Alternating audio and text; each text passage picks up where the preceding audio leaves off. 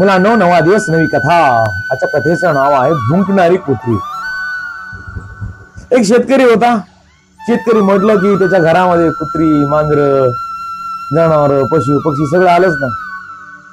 पण त्या शेतकऱ्याकडे एक कुत्रा होता. मोठाच्या मोठा कुत्रा होता. खूप दोघांचं एकमेकावरती जीव.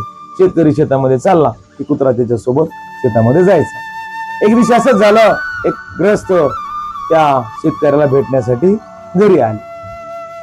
घरी आल्यानंतर बायकोनं दरवाजा उघडला आणि विचारलं, कुठं गेलेत आमचे मित्र? म्हणजे आता शेतावरती गेले.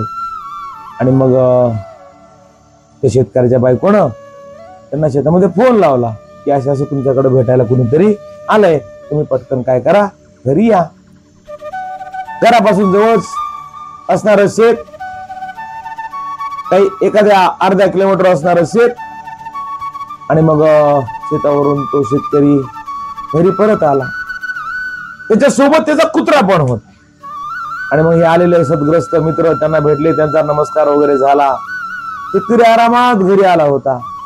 पण त्यांच्यासोबत जो कुत्रा होता ना, तो धापा टाकत होता. ते आलेले ग्रस्त म्हणले, तुम्ही दोघेही आता शेतावरूनच आलाय ना? तो म्हणे, हो, आम्ही दोघेही आता सोबत कुठून आलो? शेतामधूनच आलो. मग तुम्ही काय मोटरसायकलवरती आले का? तो म्हणे, नाही, मी पण पायी आलो. म्हणे, हा कुत्रा पण पायी आला. मग हा कुत्रा एवढ्या का धापा देतोय? तो म्हणे, मी येताना सरळ शेतामधून निघलो आणि गावातून सरळ वाटेनं घराकडे आलो. परंतु हा कुत्रा गावातून येताना एखादा कुत्रा भुंकला की त्याच्या पाठीमागे धावत पळायचा. परत दुसऱ्या गल्लीमध्ये आला, तिकडे एखादा कुत्रा भुंकला की हा तिकडे धावत पळायचा. परत तिसऱ्या गल्लीमध्ये आलं, तिकडे एखादा कुत्रा दिसला, एखादा कुत्रा भुंकला, तो परत तिकडे जायचा. फरक हाच पडला, मी येताना सरळ घरी आलो आणि हा वाटेमध्ये जेवढे जेवढे कुत्रे याला भुंकले त्या सगळ्या कुत्र्यांच्या पाठीमागे पिच्छा करून यानं खूप अंतर कापलं. म्हणून याला काय झाली, धाप लागली. आणि मी सरळ घरी आल्यामुळं मला धाप लागली नाही. काय बोध घ्यायचा मित्रांनो? अरे, आपण आपल्या ध्येयापर्यंत पोहोचताना अनेक जण आपल्याला अडथळे निर्माण करण्याचा प्रयत्न करतो, बरोबर की नाही? पण आपण त्यांच्याकडे दुर्लक्ष केलं पाहिजे. आपण आपली वाटचाल सुरू ठेवली पाहिजे. त्या कुत्र्यांना भुंकू द्या, त्यांच्याकडे अजिबात लक्ष द्यायचं नाही.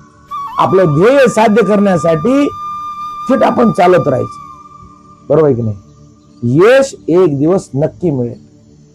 आणि तुम्ही जर त्या भुंकणाऱ्या कुत्र्यांना उत्तरे देत बसलात ना, तुमचा वेळ व्हायला जाईल, आपल्या या कथेतील कुत्र्याप्रमाणे.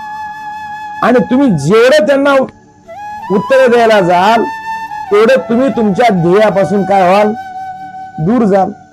अरे, अनेक लोक असे आहेत जे तुम्हाला राग आणण्याचा प्रयत्न करतील आणि तुमचा वेळ वाया घालवतील, बरोबर की नाही? अरे, राग म्हणजे काय असतं रे? राग म्हणजे दुसऱ्याची चूक असताना स्वतःला त्रास करून घेणं म्हणजे राग. म्हणून त्यामुळे आपण नेहमी आपलं ध्येय डोळ्यासमोर ठेवून सरळ चाललं पाहिजे.